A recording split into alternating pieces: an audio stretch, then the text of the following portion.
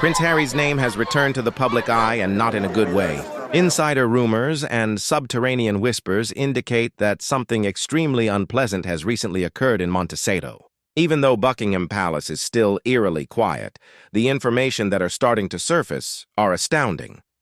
Harry was reportedly found unconscious at his California home, and this was not a case of fainting.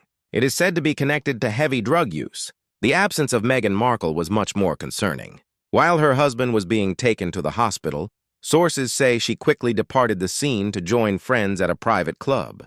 Give that some thought. This is the point of escalation. Those with knowledge of royal security operations claim that David Langdown, Harry's dependable longtime bodyguard, was the one who discovered him. This is more than just a security guard. Going down as a decorated former Scotland Yard officer and Harry's confidant since the early 2000s. The late Queen even awarded her a medal. His duty has always been to keep Harry safe, and he might have actually saved his life this time. Cocaine, marijuana, magic mushrooms, and other narcotics in moderation. People will be surprised by it, but it's crucial to recognize. That shouldn't have much of an impact on him, but the numerous incidents only serve to highlight how foolish he is. He's been drawing comparisons between magic mushrooms and drug-related rumors about Harry, which isn't really new. For years, there have been rumors about his drug use, but this time feels different. Cocaine, psychedelics, and marijuana are mentioned in reports. It wasn't a crazy night in Vegas. Harry had to spend hours in the hospital recovering from a medical emergency before he stabilized.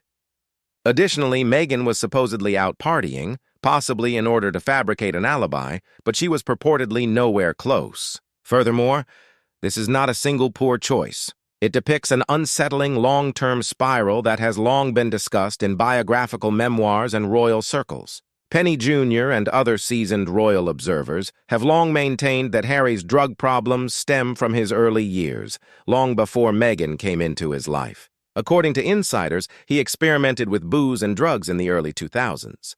But things quickly got out of hand. Blackouts, more potent narcotics, and genuine royal aid concerns. Charles allegedly constructed a private nightclub inside Highgrove to quell Harry's mayhem instead of enforcing discipline. Reports of Harry snorting vodka instead of drinking have even surfaced since 2007. This technique is believed to skip the liver and reach the brain rapidly, posing a fatal risk. It was barely covered by the media. News of the World was the only publication to cover it, and it quickly closed for unrelated reasons.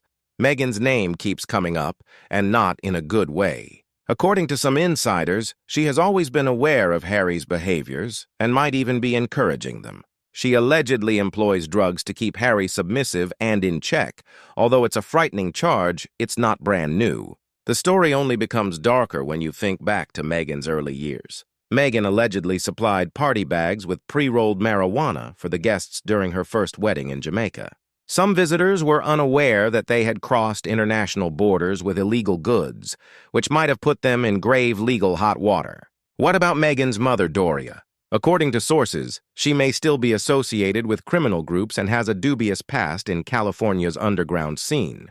Whether this is accurate or not, palace insiders claim that the Marl women have always understood how to control others and obtain what they want. When that notion is applied to Meghan's hold on Harry, it takes a darker turn. It goes beyond simply putting up with addiction.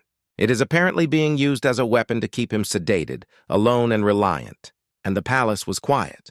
Journalists, seasoned royal correspondents, and longtime aides are also included. Many of them have personal accounts of Harry's violent outbursts, erratic behavior, or drug-induced spirals. These tales were covered beneath PR distractions and charity photographs each time they were on the verge of coming to light. Harry even inhaled hospital-grade nitrous gas during a prenatal visit, according to one documented case, a restricted substance, not a party gag.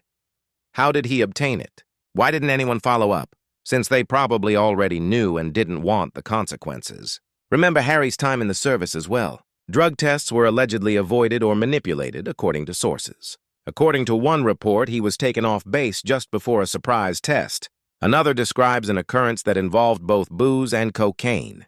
The palace machinery swooped in to purify the story each time. In the present, we witness a man unraveling in front of us while his circle either helps him or remains silent.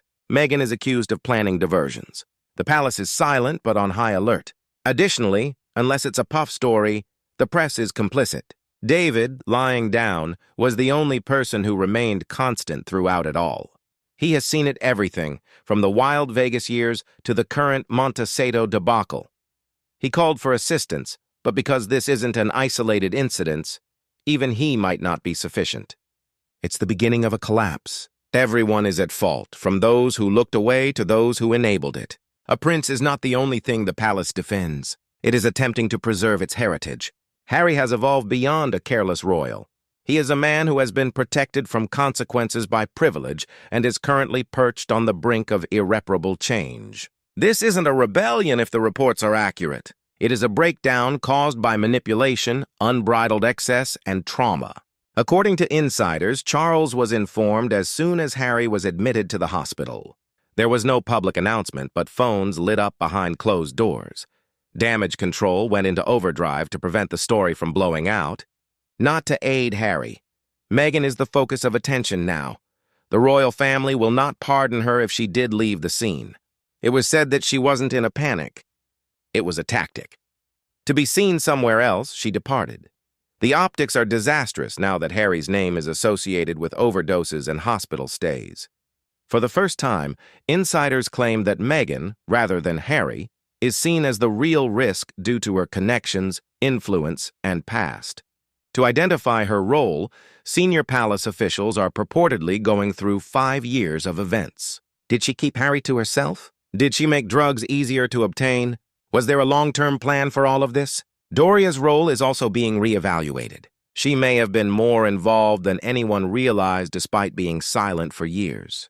There are more ramifications if she assisted Meghan or filled in for her. Attorneys are not getting ready for a divorce. They are getting ready for the public backlash. Harry's carefully maintained reputation could crumble if he doesn't get better or speak up. Additionally, Meghan won't be shielded this time. The fundamental reality is that Harry is ill. He's drowning, whether it's from years of being imprisoned in a facade, adult betrayal, or childhood trauma. His narrative has been repackaged as play, memoirs, and documentaries, but there was a broken guy behind it all. And the biggest tragedy of all might not be the controversy. Harry wasn't merely a rebel after all. Born into a society that prioritized silence over assistance, he was a wounded son. And suddenly there's a crackling silence. The tale of Prince Harry is no longer one of rebellion against the monarchy. It's turning into something more sinister, something that no public relations staff can fix. What we're seeing goes beyond scandal if even a small portion of these accusations are true. It is collapsing. And those closest to him did not intervene. They prepared their departures. While her husband was purportedly unconscious, Meghan allegedly ran away to an elite party. Palace phones are exploding behind closed doors, and Doria's name is currently making the rounds in insider discussions. It's not simply the silence that is frightening. It's the cooperation. Whispers swirled for years. Breakdowns, drugs, and seclusion. However, the apparatus surrounding Harry, from media handlers to royal assistants, just kept cleaning the surface. As of right now, you can only hide so many headlines until the truth emerges. This isn't about a single awful night, let's be clear. It concerns a trend that has been enabled, disregarded, and now made public. Meghan's job will be scrutinized more than ever, whether it is by design or distance. And the repercussions will be immediate rather than symbolic if the palace believes she was more than a bystander. Since Harry is no longer merely the backup. He is the cautionary tale. A prince who was eaten by the world after inheriting it. Now that royal insiders are purportedly planning legal repercussions, backup plans, and damage management, the issue has officially moved from the gossip pages into crisis mode. What should we do next? What are your thoughts? Is this the outcome of a guy who refused to confront his issues or a system that failed Harry? Do you think Meghan was defending herself or him? And should the royal family speak up at last? Leave a comment with your ideas. This is not your typical royal rift. It's a reckoning, because someone has to speak it aloud if this is indeed the fairy tale's conclusion. Harry was never broken by the crown. The quiet